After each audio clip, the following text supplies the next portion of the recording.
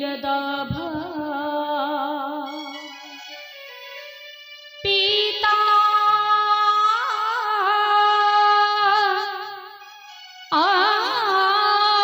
आंबरा दरुणबिंब फलाधरोष्टा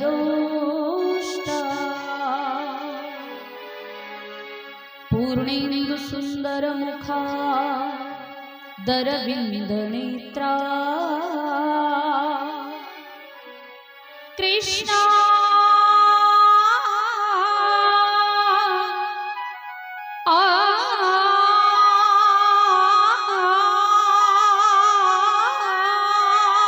परं किमपि तत्त्वमहं न जाने। शुक्लां ब्रह्म विचारसार परमं आद्या जगद्व्यापिनी वीणा पुस्तकधारिणी अभयदा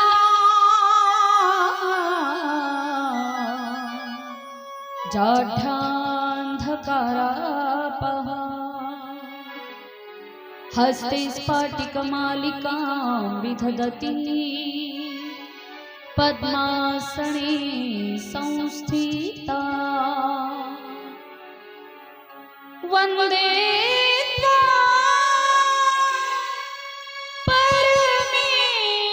परमेश्वरीं भगवती श्रीबुद्धि प्रदा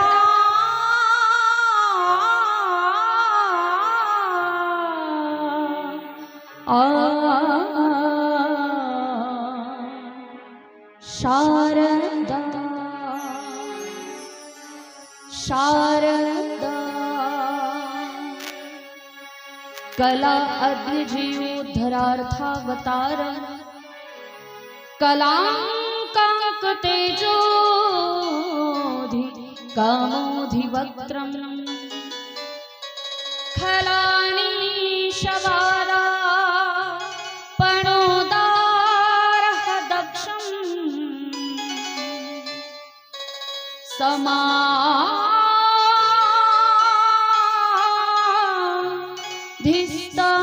समाधिस्तमूर्तिं भजे ज्ञान देवं देवं देवं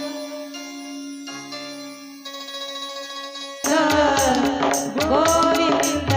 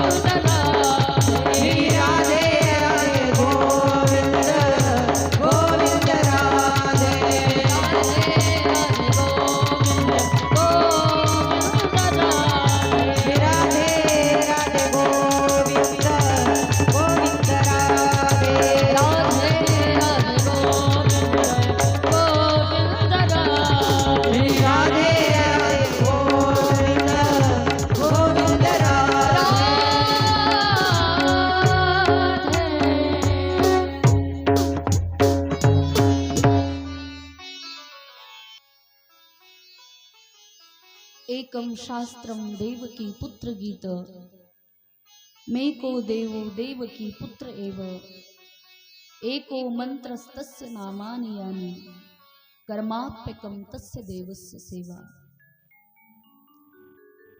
अखिल कोटि ब्रह्मांड नायक षड्गुण ऐश्वर्य संपन्न राजाधिराज क्षत्रिय कुलावतंस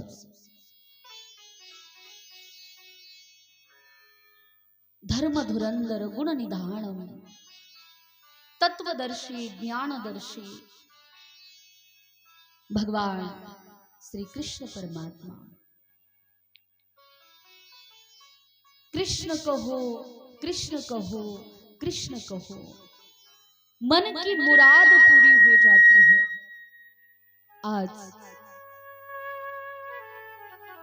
जगत नियंता परमात्मा कृष्ण परमात्म्याच्या पवित्र दिव्यमय कथेचा तृतीय दिवस। नैमिष अरण्य क्षेत्रामध्ये श्री सूतजी महाराज शौनकांना ही कथा सांगतात आणि गंगेच्या तटावरती भगवान शुकदेवजी राजा परीक्षितींना ही कथा सांगतात। गंगेच्या तटावरती भगवान शुकदेवजी राजा परीक्षितींना कथा सांगत असताना जे स्थान निवडलंय, जी जागा निवडली आहे, ती जागा एखादं महल नाहीये, गंगेचं तट आहे। कारण गंगेच्या तटावरती कथा कीर्तन सत्संग करण्याचे अनेक फायदे आहेत।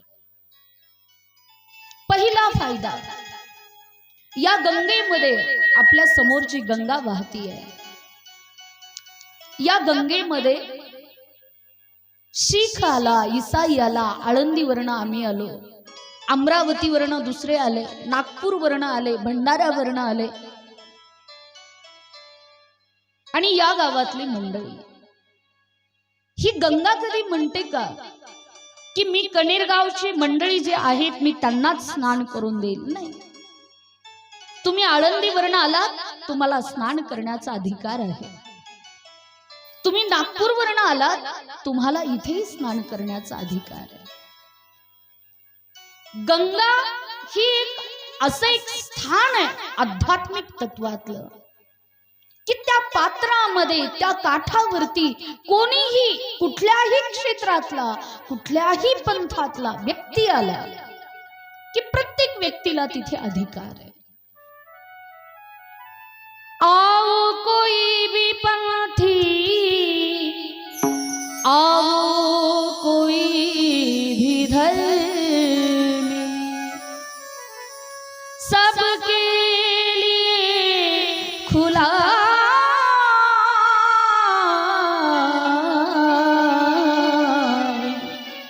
यह हमारा मंदिर।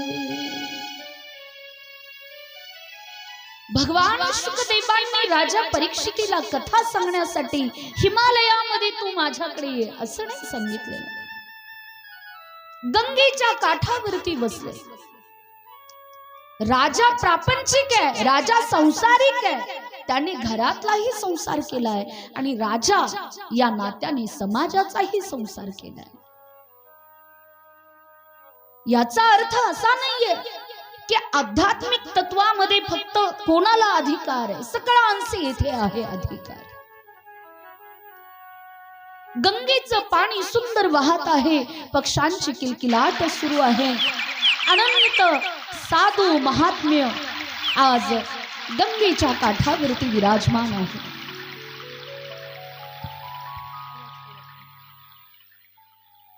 गंगेच्या काठावरती विराजमान आहे.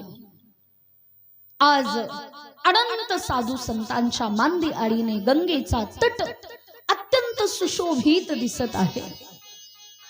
एका वृक्षाखाली, वडाच्या वृक्षाखाली राजा परीक्षितींनी आसन टाकलं आणि त्या आसनावरती भगवान शुकदेवजी विराजमान झाले. सकल साधू महात्मे उठून उभे राहिले, कारण भगवान शुकदेवजी हे वयाने लहान आहे, परंतु तत्वज्ञानाने, अनुभवाने, तपश्चर्येने अनंत महान. किती त्याचं वर्णन भागवत ग्रंथामध्ये आलं.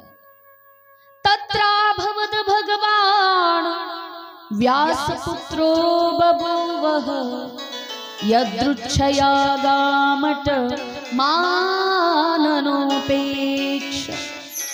अलक्षलिंगो निजलाभतुष्टो वृतष्टबाले अवधूत वेशः. असं वाटतं का की भगवान शुकदेवजी फार पोकते होते आणि फार वरिष्ठ होते, फार म्हातारे होते आणि मग त्या केसांच्या जटा पांढऱ्या झालेल्या नाही. शास्त्र तत्वाने वर्णन केलं. 16 वर्षाची आयु, नचलिंगम नचभयाः. जीवन जगत असताना एखाद्या व्यक्तीकडून आम्हाला काही साध्य करायचं असेल तर शास्त्रकार म्हणतात की त्या व्यक्तीचं कुळ पाहू नका, त्या व्यक्तीचं वय पाहू नका, ती स्त्री आहे की तो पुरुष आहे, त्याचा बाकीच्या व्यवहारिक तत्वांकडे लक्ष देऊ नका. लक्ष काय करा की त्या व्यक्तिमत्वाची तपश्चर्या किती आहे. शुकदेवांची आयु, वय, आयु म्हणजे वय, वय फक्त 16 वर्षाचं, परंतु बुद्धिमत्ता, तपश्चर्या, साधना एवढी फलीभूत आहे की भृगु, वशिष्ठ, व्यासादी, व्यासांचं आणि शुकदेवांचं नातं हे पित्याचं आणि पुत्राचं आहे. परंतु समाजामध्ये तोच पुत्र श्रेष्ठ आहे, त्याच पुत्राचं कर्तृत्व श्रेष्ठ आहे की त्या पुत्राच्या कर्तृत्वासाठी स्वतः बाप उभा राहतो आणि टाळी वाजवतो. व्यास हे विशाल बुद्धीचे आहे. ऋग्वेद, यजुर्वेद, सामवेद, अथर्ववेद, 4 वेद, 6 शास्त्र, 18 पुराण, 14 विद्या, 64 कला, या सगळ्या तत्वांचे रचयिते व्यास आहेत आणि व्यासांचे पुत्र शुकदेव आहेत. परंतु शुकदेवांच्या कर्तृत्वाची परिसीमा बघा की साक्षात एक समोर पिता उभे राहिले. माझा पुत्र बलाढ्य, ज्ञान तत्वाने बलाढ्य होऊन आलेला आहे. आणि बस सकल संतांनी, सकल साधूंनी शुकदेवांना नमस्कार केला, प्रणाम केला, वंदना केली आणि आसनस्थ झालेले आहेत. राजा परीक्षितींनी यथोचित पूजा केली आणि यथोचित पूजा करून राजा परीक्षिती भगवान शुकदेवांची स्तुती करू लागले. हे प्रभो, केले उपकार सांगू मी काय, बाप न करी ऐसे माय. आयुष्यामध्ये जगत असताना काही गोष्टींना माफ करण्यासाठी आई वडील समोर जातात. मुलाकडून अपराध झाला, मुलाकडून चुका झाल्या तर त्या चुकांवरती पांघरून घालण्यासाठी आई बाप समोर पडतात. उदाहरणार्थ ऍक्सिडेंट झाला, पोलीस स्टेशनला मुलगा गेला, सोडून कोण आणतं? आई बाप आणतात. चूक झाली मुलाकडून, काही अवांतर गोष्टी घडल्या, मुलगा एखाद्या संकटामध्ये अडकला, त्या संकटातून सोडवून कोण आणतं? आई बाप आणतात. परंतु आई बाप कोणत्या संकटातून सोडवतात? कोणत्या? सामान्य संकट ज्या वेळेला आलं ना, त्या संकटाचं निराकरण फक्त आई बाप करतात. फक्त सामान्य, फक्त सामान्य. पोलीस स्टेशनला गेला, आई बाप सोडून आणतात. एखाद्या मित्राबरोबर भांडण झालं, आई बाप सोडून आणतात. परंतु ज्या वेळेला आयुष्याच्या चक्रामध्ये कर्म आणि त्या व्यक्तीचं ज्या वेळेला वाद सुरू होतो, त्यावेळेला त्या कर्माच्या चक्रातून सुटका आईबाप नाही करणार, नातेवाईक नाही करणार. त्या कर्मातून सुटका या भूमंडलावरती फक्त एकच करणार, आणि त्या तत्वाचं नाव आहे गुरु हा संत कुळीचा राजा, गुरु हा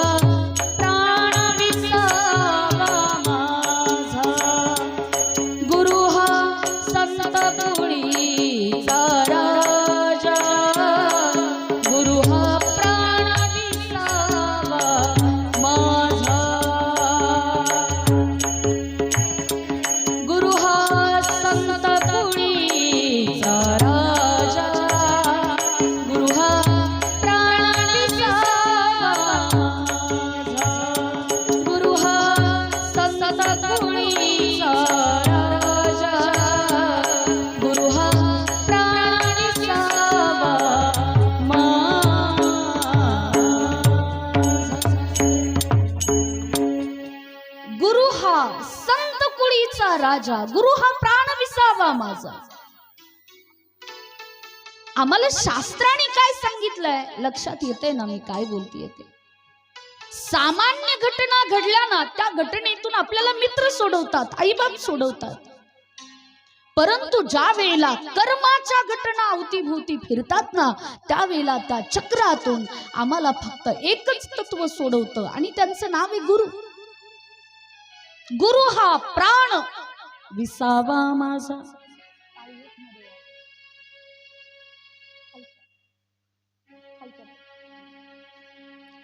गुरु हा प्राण विसावा माझा.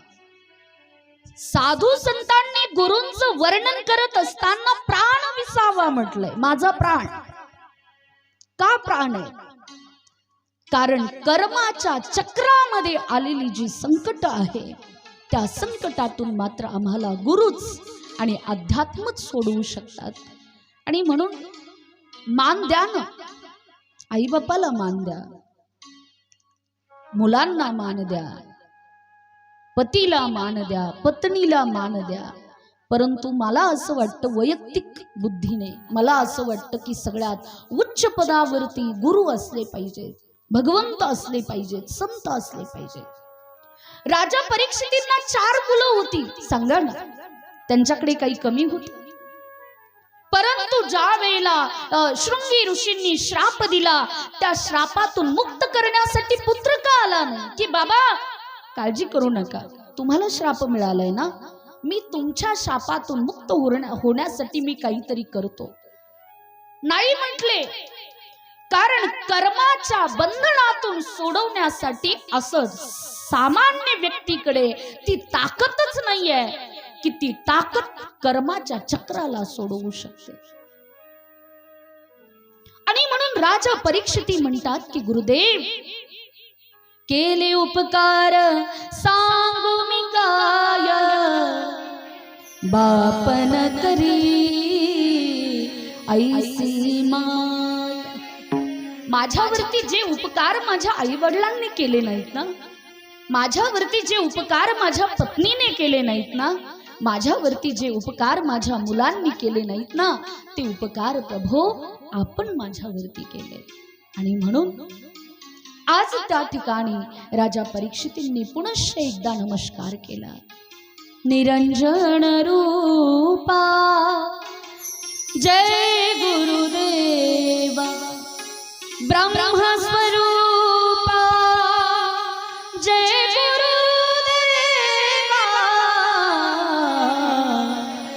नित्य स्वरूप जय गुरुदेव।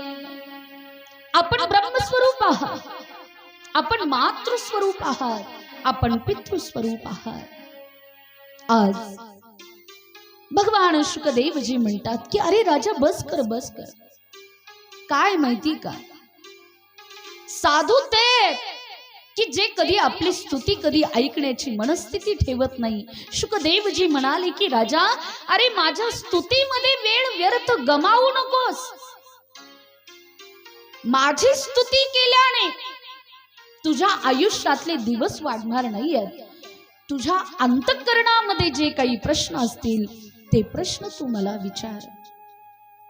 राजा परीक्षितींनी भगवान शुकदेवांना प्रश्न केला, प्रभो तस्मात् भारत सर्वात्मा भगवान ईश्वरो हरिः श्रोत्रव्य कीर्तितव्यश्च स्मर्तव्यश्चैष्यता। जिसकी मृत्यु आसन्न है उसे क्या करना चाहिए? ज्याचा मृत्यू जवळ आलाय त्याने काय केलं पाहिजे? आपण गुरूंच्या जवळ गेल्यानंतर किंवा देवाकडे गेल्यानंतर किंवा संतांकडे गेल्यानंतर आपण काय विचारतो? का हो माझं भांड्याचं दुकान नीट चालत नाही, काय करू सांगा ना? माझी फॅक्टरी चालत नाही, काय करू सांगा ना? माझ्या सुनेला मुलगा होत नाही, काय करू सांगा ना? संतों के पास जाकर ये मत पूछो मुझे बेटा कब होगा। सुन रहे हैं ना? संतों के पास जाकर ये मत पूछो कि मुझे बेटा कब होगा। संतों के पास जाकर ये मत पूछो कि मेरी फैक्ट्री कैसी चलेगी। संतों के पास जाकर ये मत पूछो कि मेरा पद कहाँ है और मुझे कब मिलेगा। संतों के पास जाकर ये पूछो कि मुझे भगवान जी कब मिलेगा। संतांच्या जवळ गेल्यानंतर आम्हाला अध्यात्म का आवडत नाही माहितीये? कारण आमच्या बुद्धीमध्ये फक्त सगळा संसार भरलाय। आम्ही संतांकडे गेलो, आम्ही देवाकडे गेलो, मला हे गप्पा फक्त संसारातल्या असतात, अवांतर न, बाकी ईश्वराबद्दल प्रेम नाही, जिव्हाळा नाही। आज राजा परीक्षितींनी भगवान शुकदेवांना विचारलं का की प्रभू 7 दिवसात मी मेल्यानंतर इकडे पाठीमागे माझ्या मुलांचं काय होईल? नाही। राजा परीक्षिती कहने लगे, प्रभु आपसे मैं ये नहीं पूछूंगा कि 7 दिन के बाद जब मैं चला जाऊंगा इस दुनिया से तो मेरी पत्नी कैसे जिएगी, मेरे बच्चे, मेरे पौत्र, मेरे पोते कैसे जिएंगे, ये मैं नहीं पूछूंगा आपसे। राजा परीक्षित ने पूछा, बोले प्रभु जिसकी मृत्यु आसन्न है उसे क्या करना चाहिए? ज्याचा मृत्यू जवळ आलाय त्याने काय केलं पाहिजे? शुकदेवजी म्हणाले की राजा मला माहिती आहे हा प्रश्न तू का केलाय। तुला 7 दिवसानंतर मृत्यू येणार आहे हे तुला माहिती आहे। तुला असं वाटतं की या जगामध्ये कोणी 50 वर्ष जगणार आहे, 25 वर्ष, 30 वर्ष, 40 वर्ष नाही। प्रत्येकाच्या आयुष्यामध्ये 7च दिवस आहे। वार किती आहे? 7 आहे। सोम, मंगल, बुध, गुरु, शुक्र, शनी और रवि। 7 वारांच्या पलीकडे सगळं बदललं। जुन्या टीव्ह्या गेल्या, नवीन LCD आल्या, छोटे छोटे मोबाईल गेले, अँड्रॉइड मोबाईल आले, सगळं बदललं, सगळं विज्ञान बदललं। परंतु 7 दिवसाला 8वा दिवस या भूमंडलावरती कोणी आणला का? सांगा। नाही आणू शकलं। प्रत्येकाच्या आयुष्यामध्ये 7 दिवस आहे। सोमवारी मरण आलं नाही तर मंगळवारी निश्चित आहे, मंगळवारी आलं नाही बुधवारी निश्चित आहे, बुधवारी आलं नाही गुरुवारी निश्चित आहे, गुरुवारी नाही शुक्रवारी निश्चित आहे, आणि शुक्रवारी आलं नाही शनिवारी तर निश्चित ठरलेलं। राजा मनामध्ये खंत नको वाटून घेऊ। प्रत्येकाच्या आयुष्यामध्ये 7च दिवस आहेत आणि 7 दिवसामध्ये ज्याने आपल्या जीवनामध्ये मोक्षाची प्राप्ती केली तो या भूमंडलावरती परिपूर्ण झाला. तुम्हाला रात्री सारखं पाहिजे का? अरे त्रेतायुगामध्ये हरिश्चंद्र राजा, खट्वांग राजा हे अनंत साधू महात्मे जेव्हा जन्माला आले त्यावेळेला खट्वांग राजाला कळालं की आता 1 तासामध्ये माझा मृत्यू येणार आहे. 7 दिवस वेगळे आणि 1 तास वेगळा. 1 तासामध्ये आपण काय करू शकतो? काही नाही करू शकत. परंतु त्या खट्वांग राजाने 1 तासामध्ये आपल्या जीवनाचं परिवर्तन केलं आणि परिवर्तन करून खट्वांग राजाने मोक्षाची प्राप्ती. 1 तास बुराला खट्वांग रायासी, 1 तास बुराला खट्वांग रायासी. 1 तास भाग्यदशा कैसे प्राप्त झाली. आपल्यासारखे संसारिक आहेत परंतु श्रद्धा आहे, प्रेम आहे, विश्वास आहे. आज शुकदेवजी म्हणतात की राजन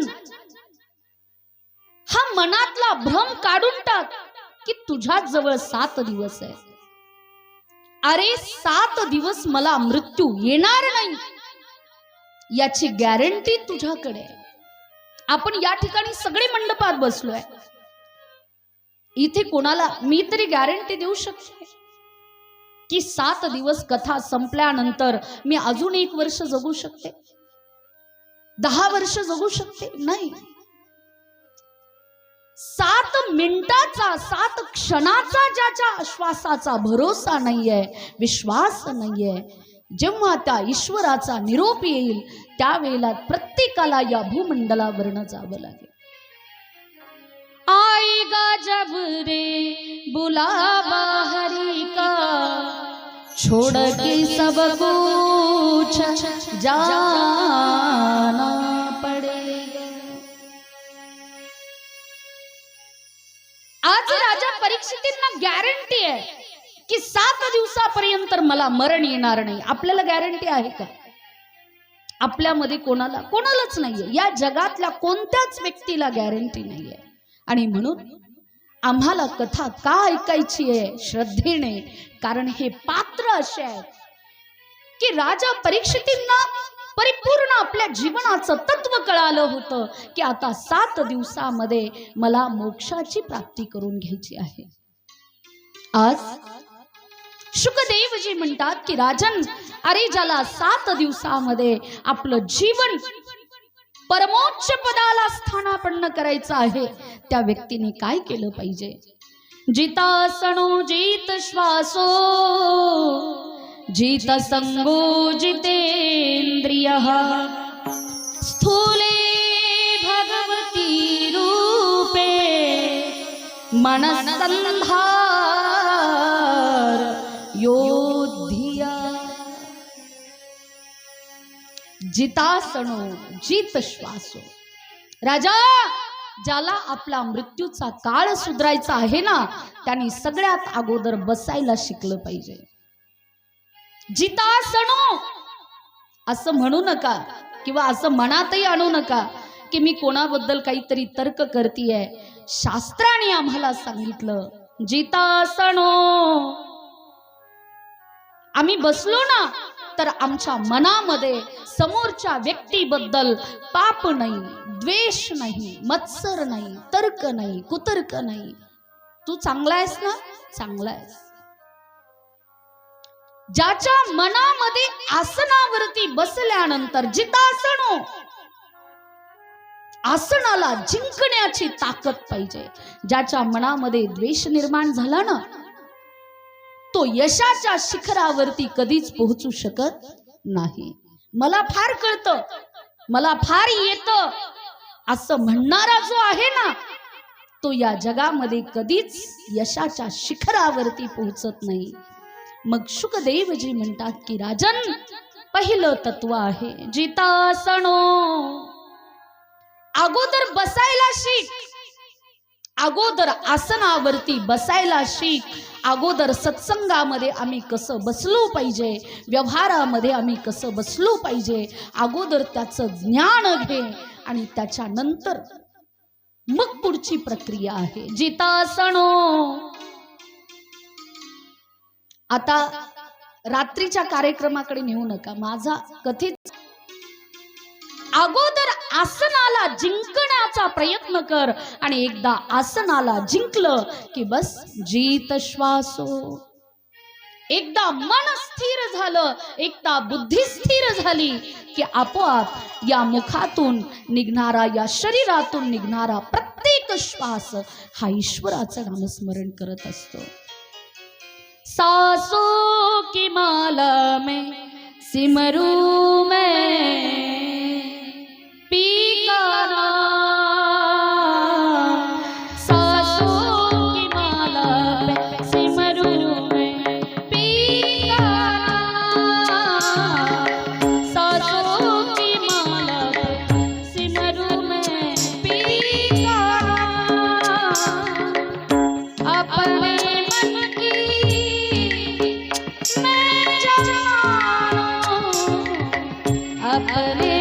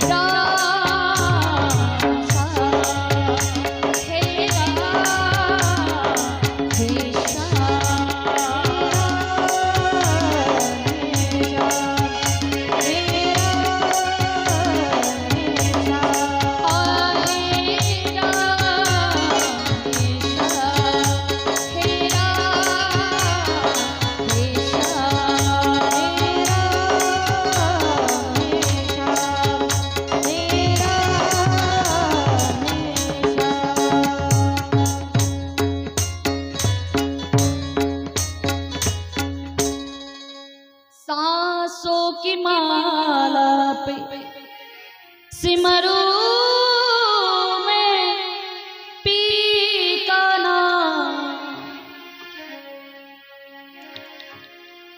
खरा परमार्थ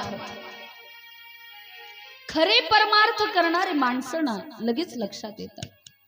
आम्ही बराच वेळेला कथेला गेल्यानंतर लोक फार सांगतात, लगे अपनी रथ को सुमारत लगाते चलो, श्याम गोविंद गोपाल गाते चलो.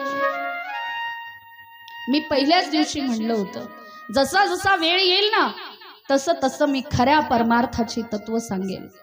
ज्या गजानन बाबांच्या प्रगट दिनानिमित्त आपला हा सोहळा आहे, त्या गजानन बाबांचा तर्क होता का मी चिलीम ओढतोय मग मला लोक काय विचार करतील माझ्याबद्दल? नाही, माझ्या अंगावरती फक्त जाणव आहे, माझ्या अंगावरती फक्त धोतर आहे, मग कपडा असला नाही नसला नाही. ही अवस्था कधी होते? ज्या वेळेला आम्ही संसारातला काळ, संसारातला वेळ आम्ही श्वासातून बाजूला करतो. शुकदेवजी म्हणतात की राजन, तू इथे बसलाय ना मोक्षासाठी, तर तुझ्या अंतःकरणातून आणि तुझ्या जीवनातून निघणारा प्रत्येक श्वासातला संसाराचा विचार बाजूला टाक आणि सज्जनता प्रगट कर. अंतःकरणामध्ये द्वेष ठेवून, मत्सर ठेवून बघू नको माझ्याकडे, तर्क करून माझ्याकडे बघू नकोस. कारण तर्क केला ना तर मोक्षाची प्राप्ती त्या व्यक्तीला कधी होत नाही. आणि तुम्हाला त्याचं प्रमाण देते. जितासनो जित श्वासो जित संगो जितेंद्रिय स्थूले भगवती रूपे मनस्संधारयोध्या. राजा, एकदा अंतःकरणाला स्थिर केलं, मनाला स्थिर केलं की बस समजायचं की त्या व्यक्तीने हळूहळू हळूहळू ईश्वराच्या आराध्याकडे प्रवास सुरू केलेला आहे. त्या आराध्याकडे प्रवास करत असताना त्या व्यक्तीने कुठल्या नामाचा जप केला पाहिजे? तर भागवत ग्रंथाच्या 2य स्कंदामध्ये सद्योमुक्ती आलेली आहे. त्या सद्योमुक्तीमध्ये शुकदेवजी राजा परीक्षितींना सांगतात की राजा, ज्याने नवीन परमार्थ सुरू केलेला आहे ना त्याने एका मंत्राचा जप करायचा. आकार चरण युगुल उकार उदर विशाल मकार रहा मंडल मस्तका.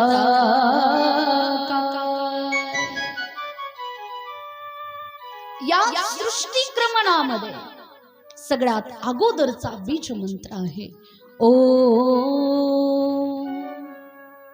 या मंत्राची आराधना, जप, तप, साधना केली की बस हळूहळू ढाळे ढाळे के तुलेने एके वेळे तो मार्गाचे ने बळे निश्चिंत ठाके. आपण म्हणतो ना की संसाराची गाठ किंवा आयुष्य हे कधी पूर्णत्वाला जातं? हळूहळू. आयुष्याचे दिवस कसे जातात? हळूहळू जातात.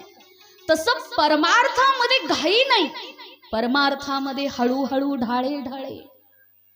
आज 2 माळा जप केलेला आहे ना ओंकाराचा, उद्या 10 माळा करायचा, परवा 11 माळा जप करायचा.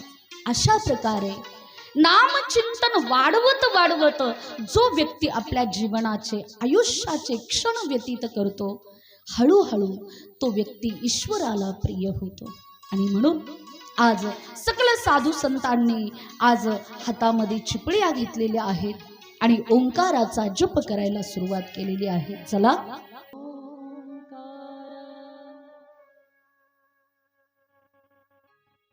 एवढे मग्न होता का? शिव ओंकार. नामचिंतनामध्ये तल्लीन व्हा, नामचिंतनामध्ये सामील व्हा. आमचे आदरणीय बाबा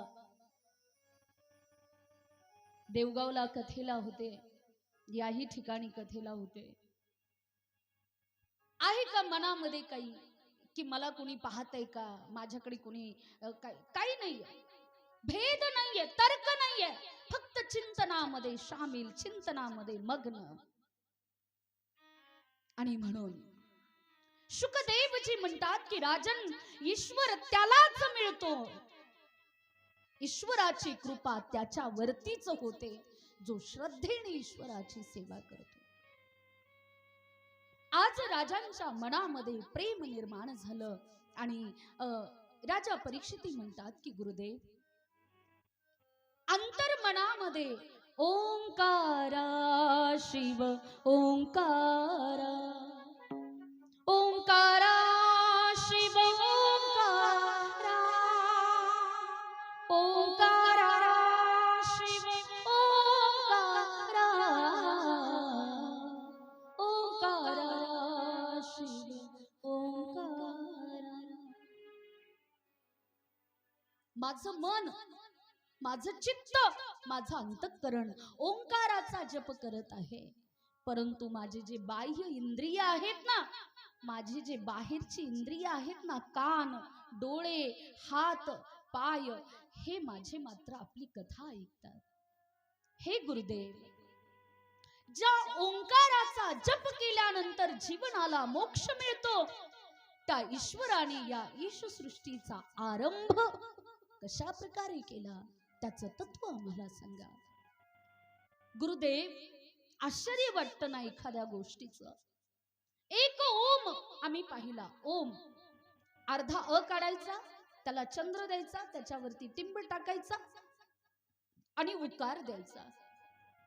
ज्ञानोबाराय म्हणतात की त्या ओंकाराने या ईश सृष्टीची निर्मिती केलेली आहे.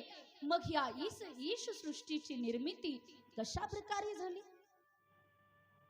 एखाद्या छोट्या बाळाने जर एखादी अलौकिक घटना केली तर आपण काय म्हणतो, काऊ ते कसं घडलं असेल, ते कसं झालं असेल?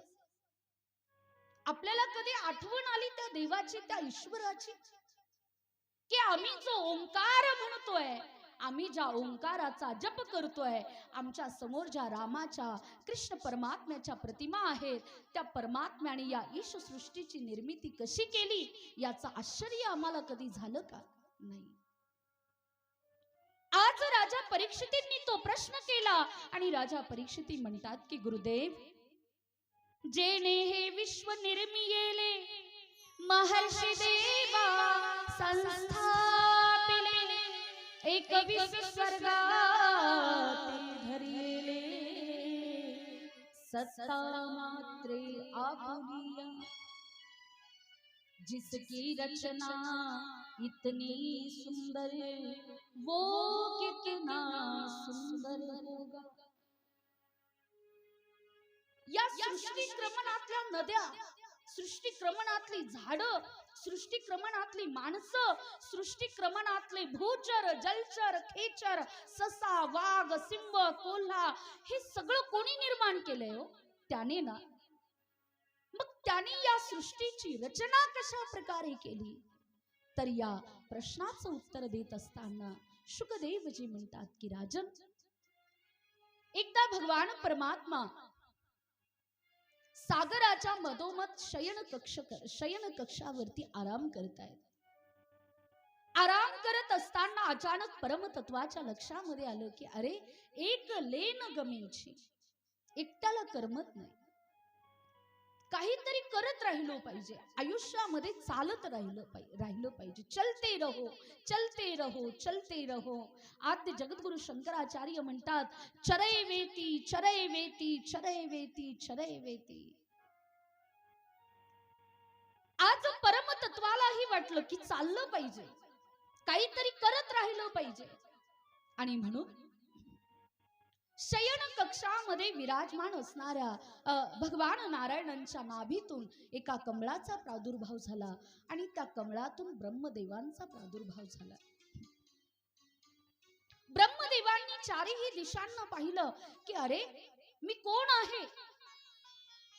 कोहम कथमिदं जातम, को वै कर्तास्य विद्यते उपादानं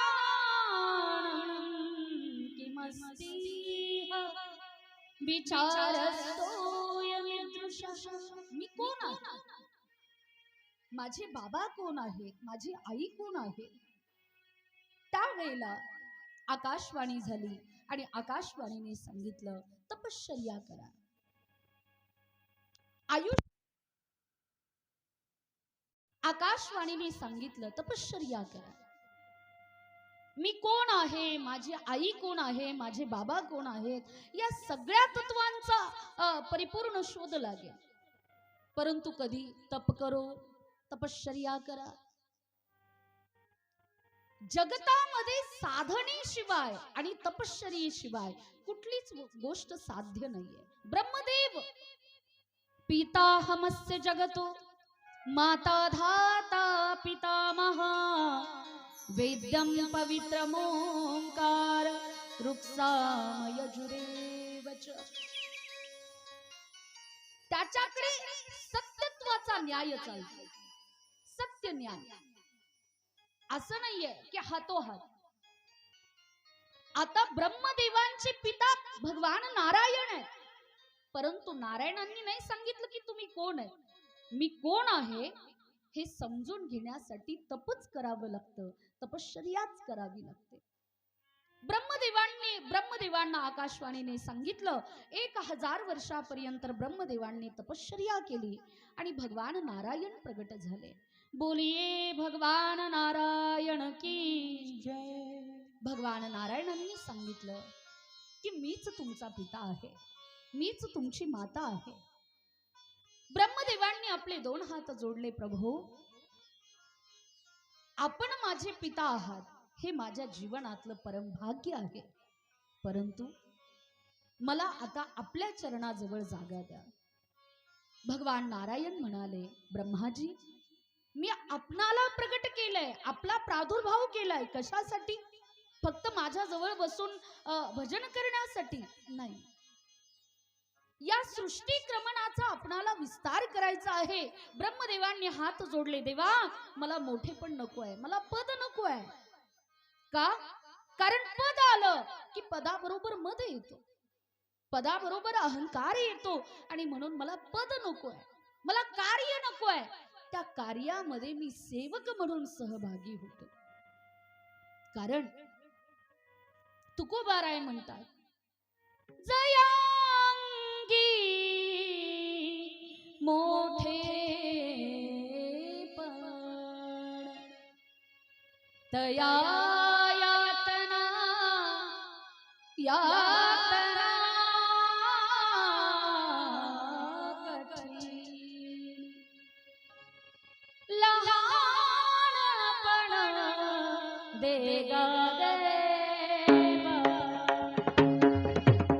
लहानपण देगा देवा, लहानपण देगा लहानपण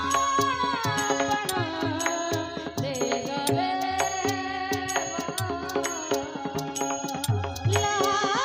लहानपण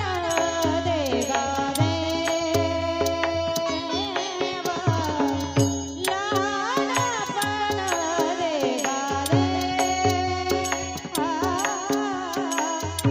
लहानपण देगा देवा. मुंगी साय रे सारगा, साखरेचा रबावत रत्नथोर, त्यासी अंकुशाचा मार. मोठेपण नको देऊ. स्वर्गामध्ये ऐरावत नावाचा हत्ती आहे. त्या हत्तीला स्वर्गामध्ये राहतोय, हत्ती आहे, परंतु काय आहे? त्यासी अंकुशाचा मार. आणि म्हणून ब्रह्मदेव म्हणतात की प्रभू, मला पद नको आहे, मला कार्य नको आहे, मी सेवक व्हायला तयार आहे. आणि म्हणून कितीतरी प्रमाणातून जगद्गुरु तुकोबाराय म्हणाले नाही, आधी करून संत महात्मे म्हणाले नाहीत, आम्ही खूप ज्ञानी आहेत, आम्ही खूप वैराग्यवान आहेत. सेवे लागी सेवक झालो, आम्हाला सेवक करा, आम्हाला स्वामी नको आहे. परंतु त्या ठिकाणी भगवान नारायणांनी चतुश्लोकी भागवताचा उपदेश केला. ब्रह्माजी, या भूमंडलावरती या सृष्टी क्रमणामध्ये कर्तृत्व जरी प्रत्येक व्यक्ती करत असला तरी सुद्धा कर्तृत्व करवून घेणारा मी आहे. अहमेवा समेवाग्रे नान्यं यद सत् सत् परं पश्चादहं यदेतश्च यो वशिष्येत सोऽस्मि. म्या बोलविल्या वेदू बोले, म्या चालविल्या सूर्य चाले, म्या हालविल्या प्राण हाले, जो जगाते चाळीत. कथा करायला बसलोय, निमित्त फक्त आम्ही. वदवून घेणारा तो आहे. इथे तुम्ही बसलात, हे तुमचं शरीर बसलंय, परंतु बसवून घेणारा कोण आहे, ताकद देणारा कोण आहे, तो आहे. आज भगवान परमात्मा म्हणतात की ब्रह्माजी, अहमेवा समेवाग्रे नान्यम यद सत् सत् परम.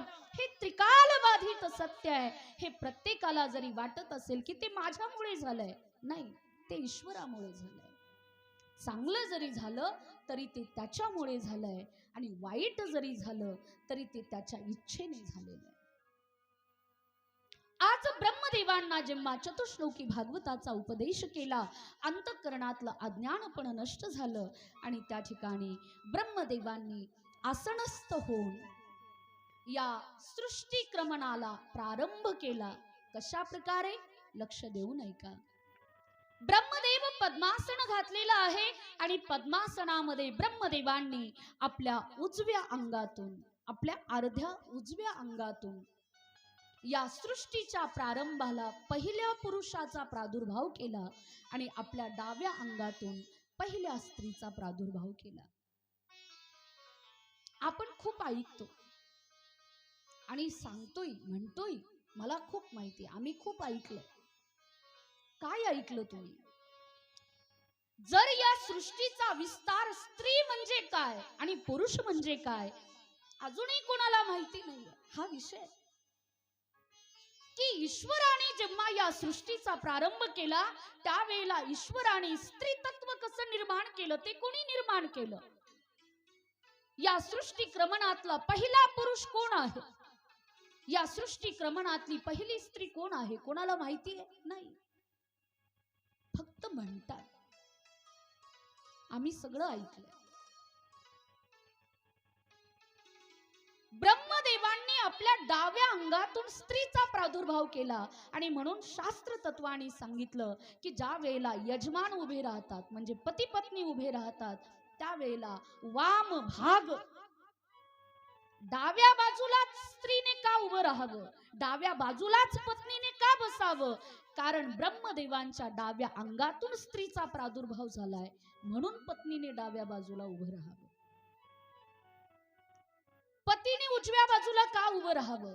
कारण ब्रह्मदेवांनी ज्या वेळेला या सृष्टीच्या प्रारंभाला पहिला पुरुष निर्माण केला, तो उजव्या अंगातून निर्माण केला, उजव्या हातातून. आज ब्रह्मदेवांनी दोन तत्व निर्माण केले, स्त्री आणि पुरुष. कोण आहेत हे? आपलं मूळ काय? मी मराठा, मी माळी, मी धनगर, मी ब्राह्मण, मी मारवाडी, मी राठी, मी बंजारा, मी वंजारा, एवढंच माहिती आपल्याला. माझे वडील, माझ्या वडिलांचे वडील आजोबा, आजोबांचे वडील पंजोबा, पंजोबांचे वडील खापर पंजोबा, एवढंच माहिती आहे. त्याच्या पुढे नाही माहिती आम्हाला. आमचा कुळाचार काय, आमची परंपरा काय, आमचे पिता कोण, आमचं कुळ कुठून आलंय? तर आमचं कुळ आलं, आपलं कुळ आलं नारायणांपासून.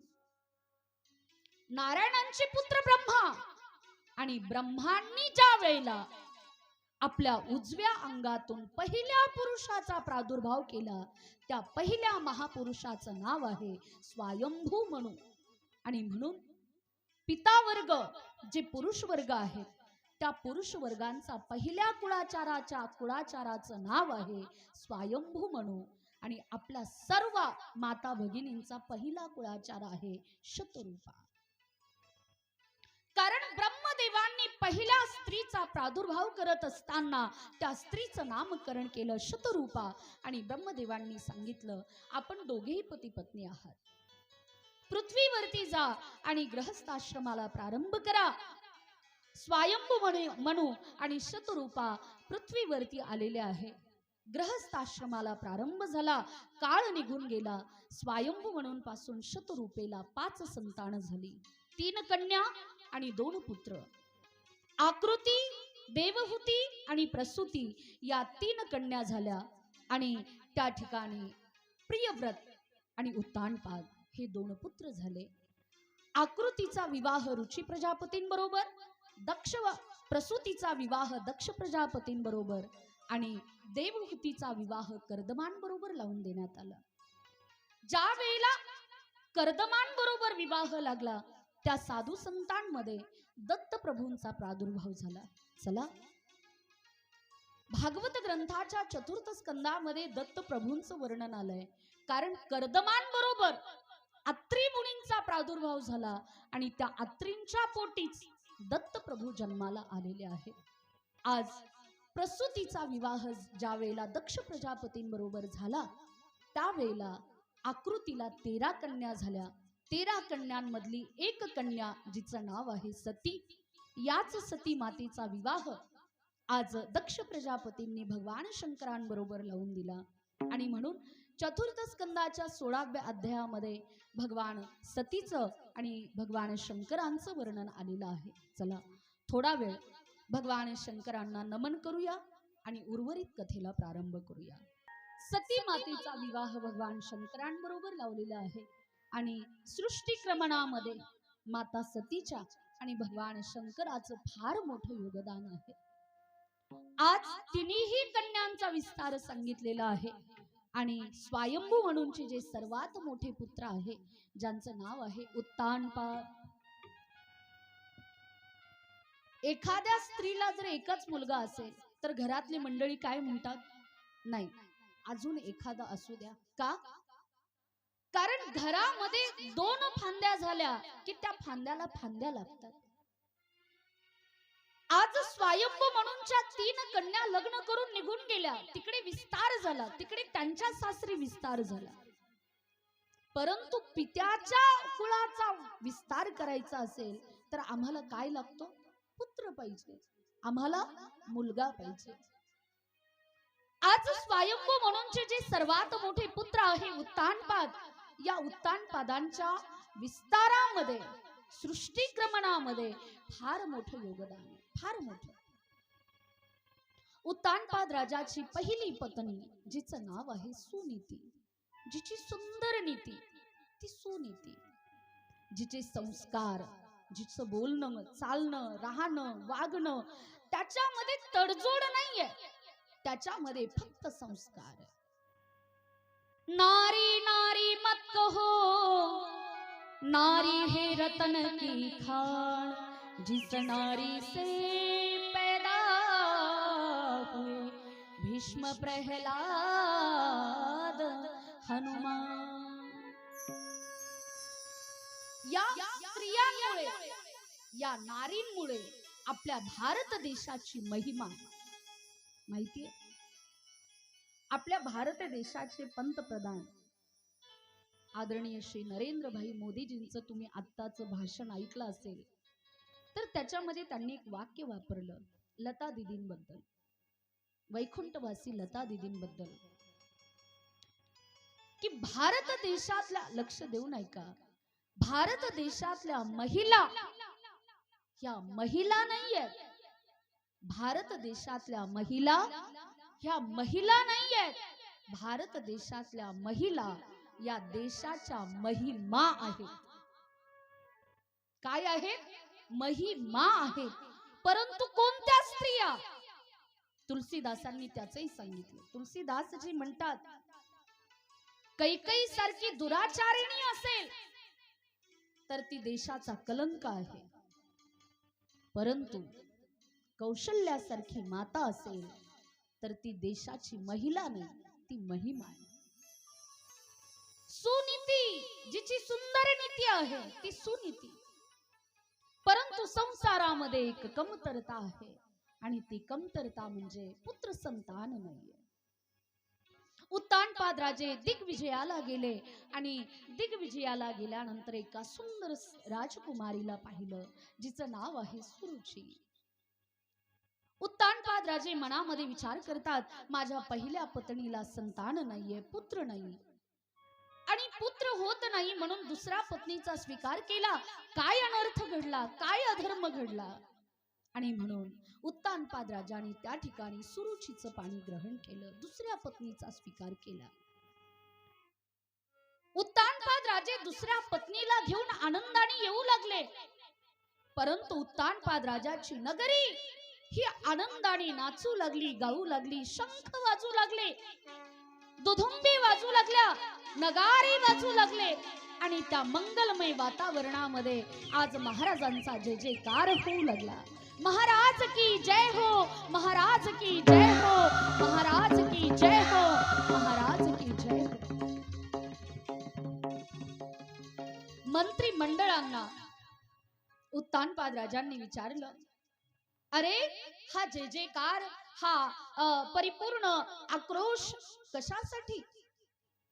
त्यावेळेला मंत्री मंडळांनी सांगितलं, महाराज बधाई हो बधाई. गेले अनेक वर्ष आपण ज्या संतानाची वाट पाहत होतात, ज्या पुत्राची वाट पाहत होतात, त्या बाळाने आपल्या राज्यामध्ये जन्म घेतलाय. माता सुनीती आई झाल्यात आणि आपण पिता झाले. उत्तानपाद राजाने रथातून खाली उडी टाकली, आपल्या पहिल्या पत्नीकडे गेले आणि आपल्या बाळाला मांडीवरती घेऊन नाचू लागले, गाऊ लागले. परंतु त्या संसारामध्ये एक भेद होता आणि तो भेद होता स्त्री स्वभावाचा.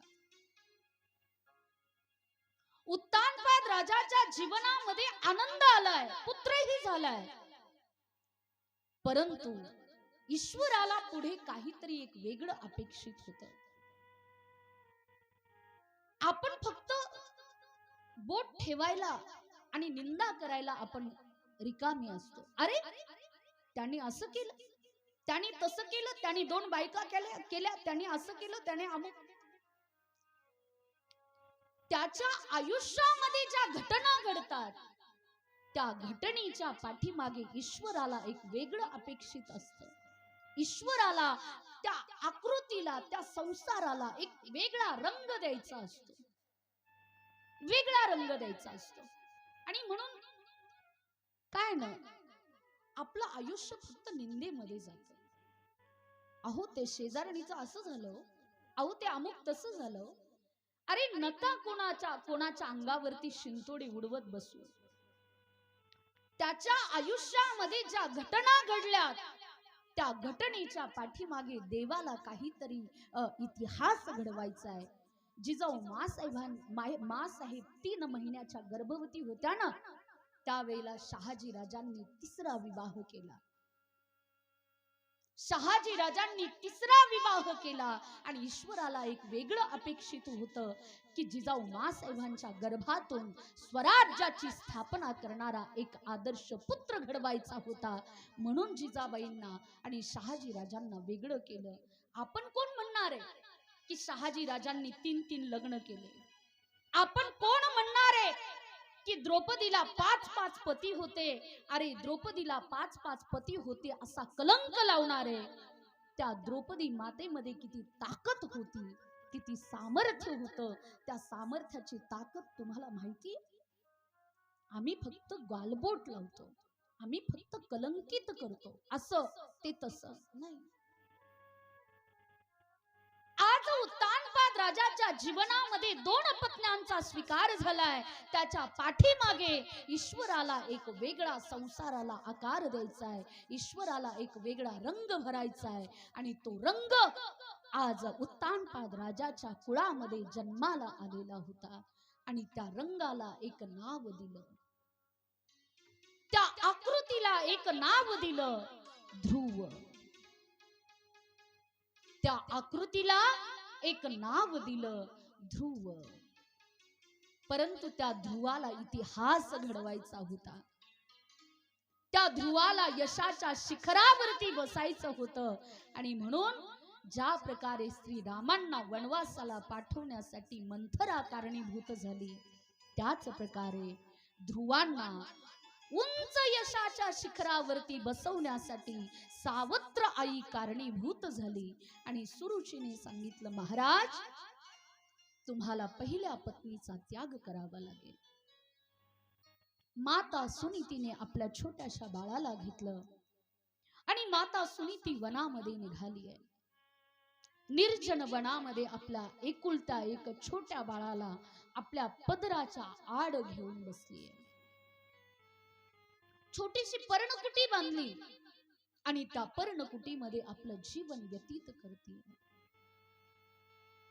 सूतजी महाराज म्हणतात की ऋषियो, धन्य आहे ती आई की ज्या एकट्या आईने आद्य जगद्गुरु शंकराचार्यांना घडवलं. तुम्ही सगळे बघा, जेवढे जेवढे भारतामध्ये साधू संत आणि शूरवीर जन्माला आले, त्या शूरवीरांना बापांनी नाही घडवलेलं, त्या शूरवीरांना आयांनी घडवलेलं, महिलांनी घडवलेलं. माता सुनीतीने आपल्या बाळाला आपल्या पदराच्या आड एवढं जपलं. किती कि बस, दुख में मत घबराना पंछी, ये जग दुख का मेला है, चाहे भीड़ बड़ी अंबर पर,